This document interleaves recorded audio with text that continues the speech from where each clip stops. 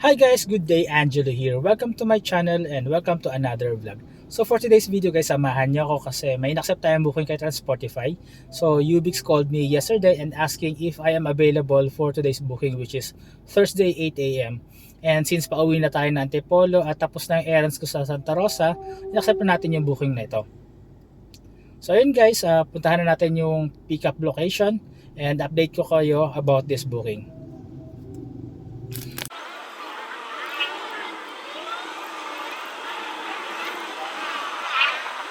Okay guys, napaaga tayo ng arrive dito sa pickup location. So time check is 7:40 a.m. and yung scheduled pickup natin is 8 a.m. So goods na rin to kasi maglalagin pa tayo dito and pwede naman tayo mag-park sa loob. So update ko kayo guys later.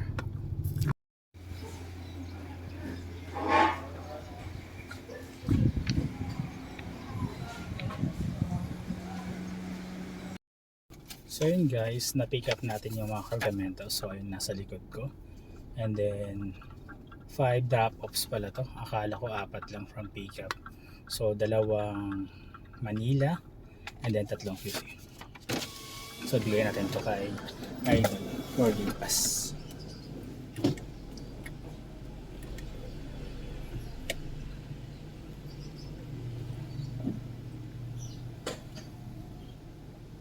Alright guys, proceed na tayo sa first drop off natin sa may Santa Ana, Manila. Let's go!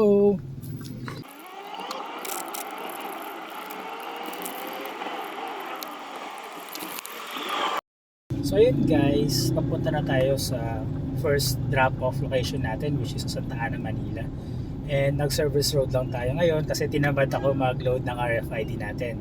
So ang estimated time of arrival natin is 49 minutes. So ayun guys, update ko kayo later pagdating natin sa drop-off location. Alright guys, update lang. Nandito tayo sa second destination sa may port area, PCIC. So hindi na nakapag-video sa my first destination natin habang dinadrop off yung mga item kasi ang daming delay doon. First delay, yung contact person ay wala. And then hindi nila alam na may delivery na tapos hindi nila alam kung sino magre-receive ng item or anong gagawin nila. So ayun. And pangalawang delay doon is may sumasabay pa na Transportify na tumatawag kasi daw sa booking ko nung January 25. So hindi ko siya matandaan. I-remind lang sa akin ito yung booking ko ng Carmona Walter Mart papunta sa Novaliches at saka SM North. Basta mga Walter Mart booking yun. Puro Walter Mart. Tapos, yung reimbursement ko daw sa toll fee ay na-denied kasi yung picture ng toll gate is hindi na-capture yung numbers. So, syempre, hindi ko naman control yon kasi may mga kasunod din sa akin. So, madalian lang na picture ang ginagawa ko doon sa RFID. And then, ayun, gusto daw nila akong mag-submit ng appeal para at i-attach yung SOA sa RFID natin or AutoSweep. So ayun, abala and wala tayong magagawa kundi sundin yun. Siguro gagawin ko na lang to another video, doon ako maghahanas. So ayun guys, punta na tayo sa third destination and update ko kayo later. Okay guys, so diretso na tayo sa third destination natin, which is Project 3 sa Anonas. So itong third and fourth destination natin or drop off ay magkakatabi lang. So goods na goods yan, wala pang 1 kilometer yung distance nila. And ayun guys, update ko kayo later pag nakarating na ako sa third destination. Okay guys, so nandito tayo sa third destination natin and na-drop off natin yung mga toner. So let's proceed to the fourth destination, which is dyan lang sa kabila, sa may bandang Narastin.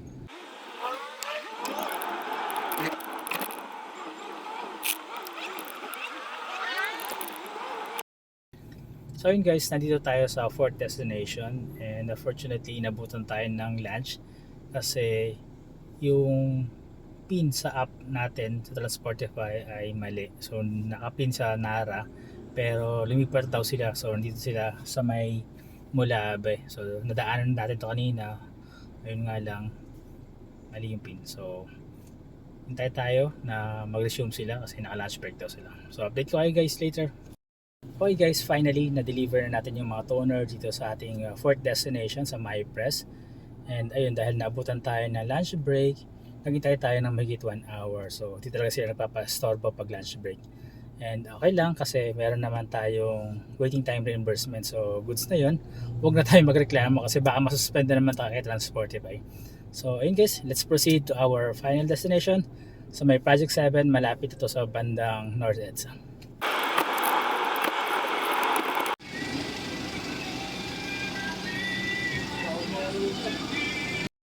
Okay, alright. So finally, we arrive here in our fifth and final destination sa Project 7 sa Andox Corporate Office. So medyo nagtagal tayo sa traffic kasi inabot tayo ng 30 minutes. And then nahirapan din tayo kontakin yung contact person dito kasi parang nakapatay yung phone niya kanina, kaya hindi matawagan. So nag-ask tayo ng assistance kay Ubix para sila tumawag. And then goods naman, ay deliver na natin yung toner. Tapos recap lang tayo guys bago natin i-end tong video na to. So from this booking, we earned 1,748 pesos. From pickup, meron siyang 5 drops and then total of 48 kilometers. So goods na goods yun. And then meron pala tayong extra time reimbursement. So 1 hour and 30 minutes yata yun.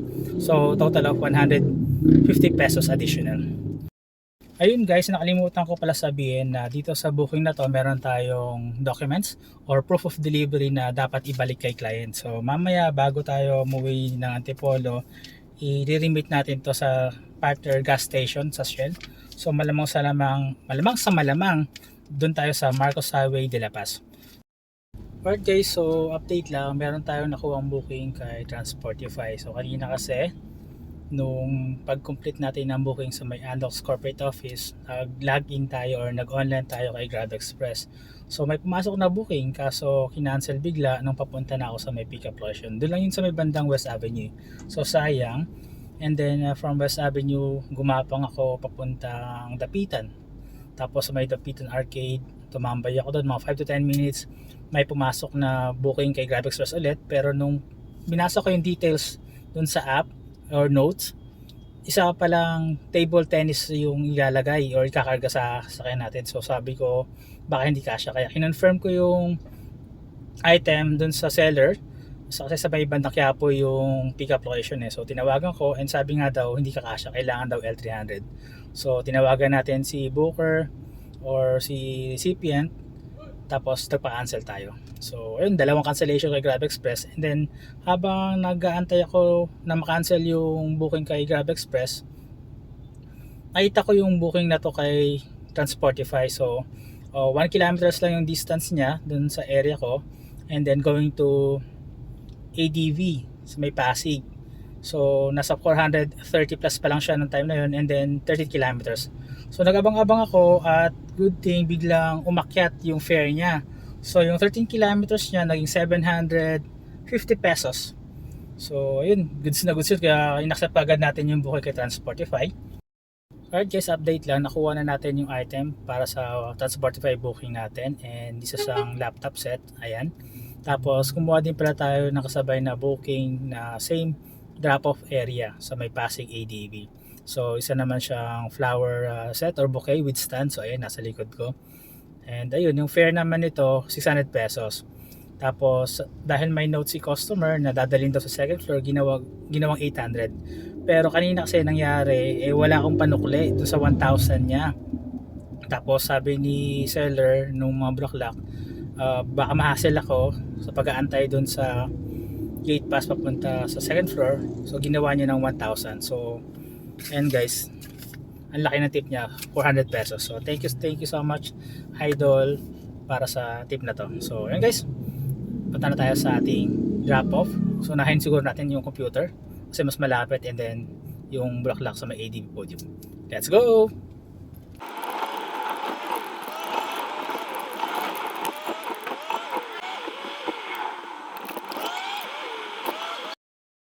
So ayun guys, madilim na, na-deliver na natin yung laptop set dito sa Robinson Cyber Gamma.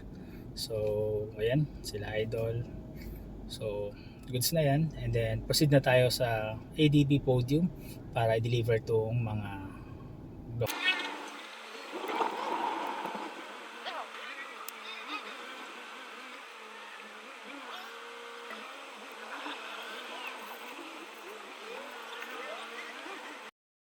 yun guys, na-deliver na natin yung bulaklak dito sa second floor ng podium, goods na goods, kasi nakahabol pa tayo sa event at tumulong tayong mag-ayos ng mga bulaklak. So sulit yung binayad na additional 400 pesos ni Idol. And ayun, recap na tayo para makauwi na. So kanina umaga sa first Transportify booking natin, we earned 1,904 pesos in total. And then itong lalamove booking natin na bulaklak is 600 plus 400 pesos tip. So 1,000 in total. And then yung Transportify booking natin na laptop, which is 750 pesos. So we earned total of 3,654. And then siguro magpapagas tayo ng 1,000. So goods na goods yun for today's booking guys. So ayun, pagod na tayo guys. Uwi na tayo Antipolo. And then see you in my next vlog. This is Angelo. Bye for now.